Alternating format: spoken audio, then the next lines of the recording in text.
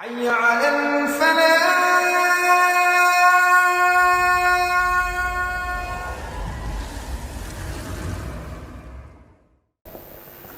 الحمد للہ رب العالمین نحمدہ ونصلی علی رسولہ الکریم اما بعد فاعوذ باللہ من الشیطان الرجیم بسم اللہ الرحمن الرحیم اقیم الصلاۃ وآتوا الزکاۃ وارکعوا مع الراکعین صدق اللہ العلی العظیم ان اللہ ملائکتہ یصلون علی النبی یا ایھا الذین آمنوا صلوا علیہ وسلموا تسلیما اللہم صلی علی سیدنا مولانا محمد وعلی آل سیدنا مولانا محمد بارک وسلم علیہ۔ میرے عزیز دوستو، واجہ احترام بزرگوں، انتہائی پیارے بیٹوں، میری پیاری ماؤں، بہنوں، بیٹیوں، عاجز ناچیز پر تقصیر گناہگار بندے نے آپ کے سامنے اللہ تعالیٰ کے پاک کلام میں سے ایک حصہ تلاوت کرنے کا شرف حاصل کیا۔ رب العزت سے دعا ہے وہ پاک ذات عاجز کو صحیح مفہوم بیان کرنے کی، آپ سب کو سننے کی، ہم سب کو اس پر عمل کرنے کی توفیق عطا فرمائے۔ اللہ تعالیٰ نے اپنے پاک کلام میں فرمایا اقیم الصلاۃ وآتوا الزکاۃ وارکعوا مع الراکعین، نماز کو قائم کرو، زکوٰۃ کو ادا کرو اور رکوع کرو رکوع کرنے والوں کے ساتھ۔ اس آیہ کریمہ میں اللہ تعالیٰ اپنے بندوں کو 3 حکم صادر فرما رہا ہے۔ پہلا اللہ کا حکم ہے نماز کو قائم کرو۔ نماز کو قائم کرنا کیا ہے؟ جب سے نماز فرض ہوتی ہے، موت آنے تک کہ اللہ کی اس فرض کو، اللہ تعالیٰ کے اس فرض کو ادا کرے، نماز پڑھے، یہ ہے نماز کو قائم کرنا۔ اور دوسرا حکم ہے زکوٰۃ ادا کرو، رکوع کرو رکوع کرنے والوں کے ساتھ، یعنی زکوٰۃ بھی فرض ہے، جب یہ صاحب نصاب ہو جائے تو زکوٰۃ ادا کرے اور نماز کو با جماعت ادا کرے۔ میرے پیارے بھائی، میرے بیٹے، میری پیاری بہن، میری پیاری بیٹی، نماز اللہ تعالیٰ کا سب سے افضل ترین عبادت کا طریقہ ہے جو اللہ تعالیٰ نے اپنے بندوں کو عطا کیا، اور یہ عبادت اللہ تعالیٰ کو تمام عبادات سے زیادہ محبوب ہے۔ اگر ہم نماز ہی کو مد نظر رکھیں تو قرآن پاک میں نماز قائم کرنے کا حکم دیا گیا، لیکن نماز کو با جماعت ادا کرنے کا حکم دیا جا رہا ہے۔ آپ زمانے پہ نظر ڈالیں، اگر کوئی قوم متحد ہے، اس کے اندر اتحاد ہے، اس قوم کو، اس گروہ کو، اس ملت کو کوئی شکست نہ دے سکا۔ جب کسی کے سامنے مد مقابل وہ قوم کھڑی ہو جاتی ہے جو متحد ہوتی ہے، جس کے اندر اتحاد ہوتا ہے، بڑی بڑی طاقتوں کو زیر کر دیتی ہے۔ جب اللہ تعالیٰ نے دنیا والوں میں ایسے لوگوں کو چنا جنہیں ایمان کی دولت سے نوازا، دین اسلام قبول کیا، میرے رسول تیرے پیارے نبی نے ان کو اس طرح متحد کر دیا کہ کسی کی جرت نہ پڑتی تھی مسلمان کو میلی نگاہ سے دیکھ سکتا۔ اس کے لیے اللہ تعالیٰ نے اپنے بندوں کو مہربانی فرماتے ہوئے ایسی عبادات کرنے کا حکم دیا جو ان کو سیسا پلائی دیوار بنا دیتا تھا۔ نماز ایسا فرض ہے، کالا ہو گورا ہو، امیر ہو غریب ہو، گدھا ہو شاہ ہو، چھوٹا ہو بڑا ہو، جوان ہو بوڑھا ہو، ایک صف میں کھڑا کر دیا، ایک ہی صف میں کھڑے ہو گئے۔ محمود و ایاز، نہ کو بندہ رہا نہ کو بندہ نواز، صاحب و محتاج و غنی سب ایک ہوئے، تیری سرکار میں پہنچے تو سبھی ایک ہوئے۔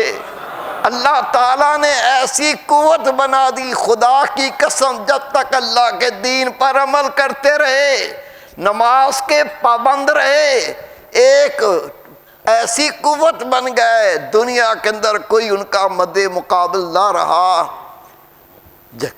جب دشمن نے دیکھا ہم تو اس کا مقابلہ کر نہیں سکتے، اس قوت کے سامنے ہم حاوی ہو نہیں سکتے، ایک سازش کی، مسلمانوں کے اندر تفرقے بازی پیدا کی، کہیں قوم پرستی، کہیں مسلک کے جھگڑے، کہیں اور اختلافات، اور اس ملت کا شرازہ بکھیر کر رکھ دیا، ساری قوت ختم ہو گئی۔ اور آج نگاہ اٹھا کے دیکھیں مسلمان کا پوری دنیا میں کیا حال ہے۔ خدا کی قسم 1000 کی بستی میں 100 بندے ایسے نہیں ہیں جو با جماعت نماز کو ادا کرتے ہوں۔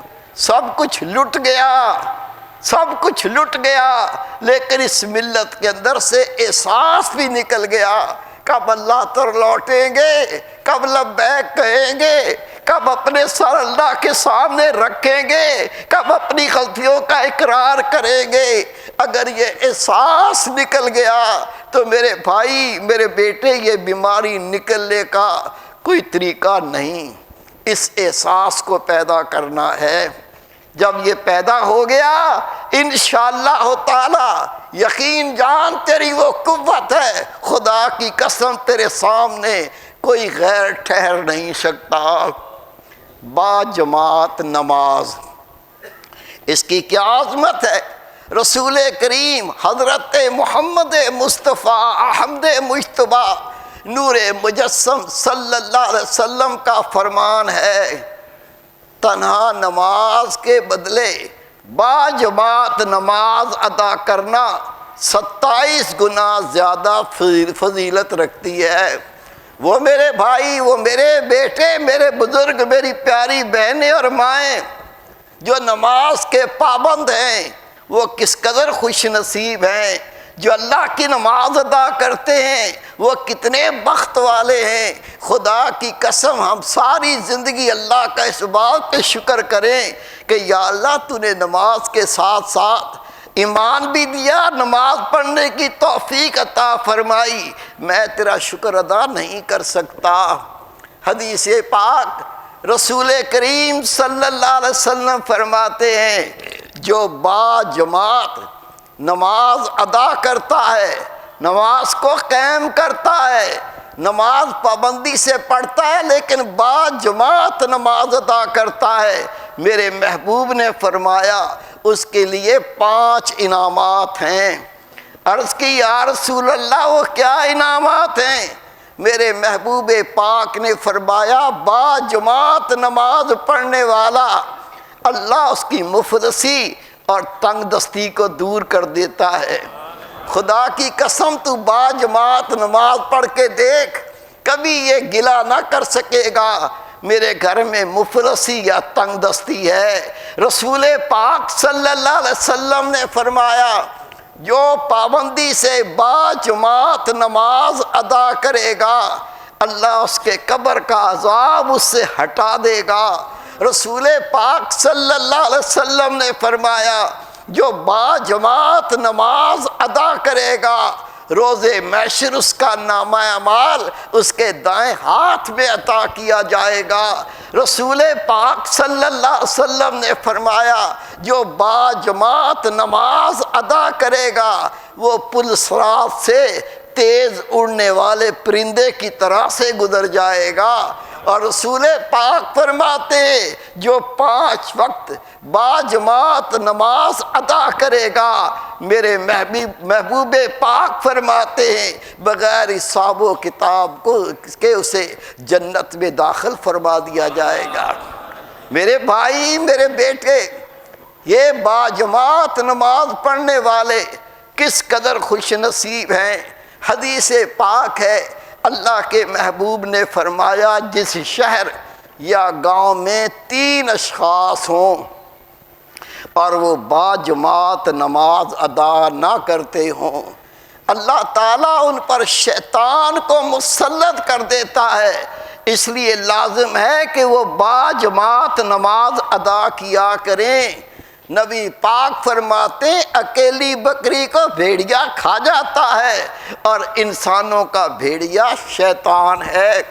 خدا کے محبوب نے فرمایا 2 یا 2 سے زیادہ افراد جماعت ہیں۔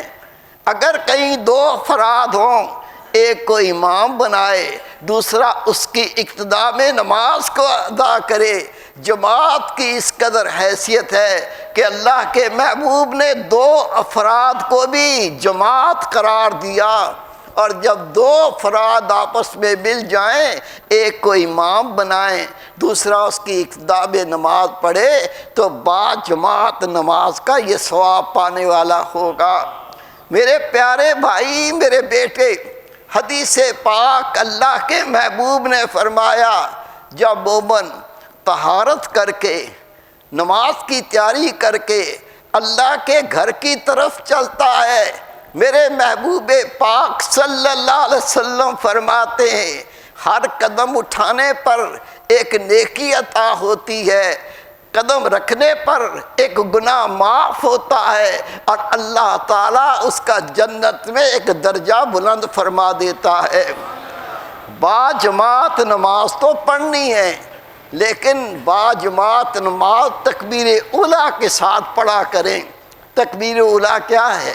جب امام تکبیر تحریمہ کہہ کر نماز کو شروع کرتا ہے، اور یہ تکبیر تحریمہ اللہ اکبر کہہ کے ہاتھ باندھتا ہے، مقتدی کو چاہیے وہ بھی ساتھ ہی تکبیر تحریمہ کہہ کر ہاتھ کو باندھے۔ اس نے تکبیر تحریمہ تکبیر اولیٰ کو پا لیا، یہ اتنا تو خوش نصیب ہے۔ اللہ کے محبوب نے فرمایا ہر چیز کا کوئی چنا ہوا حصہ اور عمدہ حصہ ہوتا ہے، اور نماز کا چنا ہوا اور سب سے عمدہ حصہ تکبیر اولیٰ ہے۔ یہ خوش نصیب لوگ جو جماعت سے نماز تو پڑھتے ہیں لیکن تکبیر اولیٰ کو بھی فوت نہیں ہونے دیتے، سمجھو انہوں نے عبادت کا بہترین عمدہ حصہ پا لیا۔ رسول پاک صلی اللہ علیہ وسلم فرماتے ہیں جب اللہ کا مومن بندہ باجماعت نماز پڑھتا ہے، اللہ اسے دیکھ کر بہت ہی خوش ہوتے ہیں، اللہ تعالیٰ اس نمازی کو دیکھ کر خوش ہوتے ہیں۔ میرے پیارے بھائی، میرے بیٹے، اگر کوئی کام باوضو کیا جائے، کوئی کام ہے، آپ تلاوت کرتے ہیں، تسبیح پڑھتے ہیں، درود شریف پڑھتے ہیں، یہ سب اللہ کا ذکر ہے۔ اگر کوئی اللہ کا ذکر باوضو کیا جائے، اللہ تعالیٰ اس نیکی کو 10 گنا بڑھا دیتے ہیں۔ جب اللہ کا مومن بندہ طہارت حاصل کر کے پاک صاف ہو کر گھر سے نکلتا ہے، ہر قدم پر اللہ تعالیٰ اس کو 10 نیکیاں عطا فرماتا ہے، اس کے 10 گناہ اللہ تعالیٰ معاف فرماتا ہے، اور اس کے 10 رتبے جنت میں بلند کیے جاتے ہیں۔ میرے پیارے بھائی، میرے بیٹے، یہ کیسا عمل ہے، اور جو اس عمل سے محروم ہیں وہ کتنے بد نصیب ہوں گے۔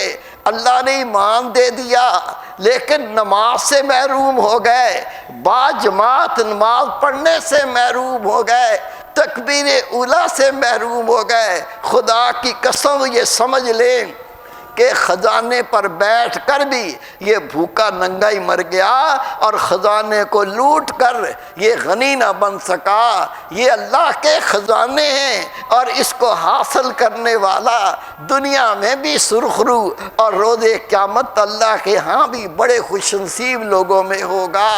میرے پیارے بھائی، میرے بیٹے، حدیث پاک ہے، رسول پاک صلی اللہ علیہ وسلم فرماتے ہیں جب اللہ کا مومن بندہ نماز پڑھنے کے لیے مسجد میں پہنچتا ہے تو اللہ تعالیٰ اس سے ایسا خوش ہوتا ہے جس طرح گھر کا کوئی فرد کہیں دور گیا ہوا ہو، اور جب وہ گھر واپس آتا ہے تو گھر والے اسے دیکھ کر خوش ہوتے ہیں۔ اللہ بے نیاز ہے، اسے ہماری ضرورت نہیں ہے، اللہ کا اتنا کرم ہی بہت بڑا کرم ہے، اللہ اپنے گھر میں بلا لے، ہمیں نماز پڑھنے کی توفیق عطا فرما دے، لیکن وہ بادشاہوں کا بادشاہ، وہ بے نیاز ذات، جب اس کا کمزور بندہ، اس کا گناہگار بندہ، قدم قدم پر خطائیں کرنے والا اللہ کے گھر آتا ہے اور نماز پڑھتا ہے، شکر تو ہمیں کرنا چاہیے، یا اللہ تو نے ایمان دیا، یا اللہ تا ہے اور اس کے گناہوں کو معاف فرما دیتا ہے۔ نبی پاک نے فرمایا جو سچی توبہ کر لیتا ہے اللہ اس کے لیے جنت کو واجب کر دیتا ہے، جہنم کو حرام کر دیتا ہے۔ نبی پاک نے فرمایا سچی توبہ کرنے والا اللہ اس کو شیطان سے محفوظ کر دیتا ہے۔ نبی پاک نے فرمایا جو سچی توبہ کر لیتا ہے جب اس کی موت آتی ہے قبر میں دفن کیا جاتا ہے، اس کی قبر میں جنت کی کھڑکی کھول دی جاتی ہے۔ نبی پاک نے فرمایا جو مومن سچی توبہ کرتا ہے جتنے دن اس نے گناہ کیے ہوتے، 10 سال گناہ کرتا رہا، 20 سال گناہ کرتا رہا، 30 سال اللہ کی نافرمانیاں کرتا رہا، اللہ کے محبوب فرماتے ہیں جتنے دن اس نے گناہ کیے ہوتے ہیں اس کے جسم پر جتنے بال ہیں ہر دن کے بدلے سچی توبہ کرنے پر اس کو اس کے بالوں کے برابر نبی پاک فرماتے ہیں اس کو نیکیاں عطا کی جاتی ہیں۔ خدا کے محبوب نے فرمایا سچی توبہ کرنے والا جتنے دن گناہ کرتا رہا، توبہ کرنے کے بعد ہر دن جو گناہ میں گزارے تھے 1 سال کی عبادت کا اللہ ثواب عطا فرماتا ہے۔ پھر میرے محبوب نے فرمایا میں تمہیں نہ بتاؤں اسے کیسی عبادت کا ثواب دیا جاتا ہے؟ عرض کی یا رسول اللہ ارشاد فرمائیں۔ میرے محبوب نے فرمایا ایسی عبادت کا ثواب عطا ہوتا ہے اس نے ہر دن روزہ رکھا ہو اور ہر رات اللہ کے سامنے قیام کیا ہو۔ نبی پاک فرماتے ہو میرے پیارے صحابہ جب اللہ کا مومن سچی توبہ کر کے مرتا ہے اللہ اس کو شہداء کے مراتب عطا کرتا ہے۔ میرے محبوب نے فرمایا اے میرے پیارے صحابہ سچی توبہ کرنے والا اللہ اس کے سر پر ایسا تاج ایسے 100 تاج عطا فرماتا ہے، ایک تاج کی اتنی روشنی ہے جس طرح سورج چمکتا ہے۔ خدا کے محبوب نے فرمایا توبہ کر کے مرنے والا حشر کے دن جب قبر سے نکلے گا ایک اللہ کا فرشتہ اس کے دائیں طرف ہوگا، دوسرا فرشتہ بائیں طرف ہوگا، ایک اللہ کا فرشتہ پیچھے ہوگا، ایک فرشتہ آگے ہوگا۔ وہ اس اللہ کے مومن بندے کو جو توبہ کر کے مرا ہوگا اس کو گارڈ آف آنر سلامی دے کر کہیں گے چل ہم تجھے جنت میں پہنچا کے آئیں۔ نبی پاک فرماتے ہیں وہ سلام دیتے دیتے اسے قبر سے نکال کر جنت میں داخل فرماتے ہیں اور آگے سے آواز آتی ہے سلام قول من رب الرحیم، اللہ کی طرف سے آواز آتی ہے اور توبہ کر کے جنت میں آنے والے تیرا رب تجھ کو سلام پیش کرتا ہے۔ اللہ رب کریم ہمیں سچی توبہ کی توفیق عطا فرمائے تاکہ ہم بھی اللہ تعالیٰ کے محبوب بندے بن سکیں۔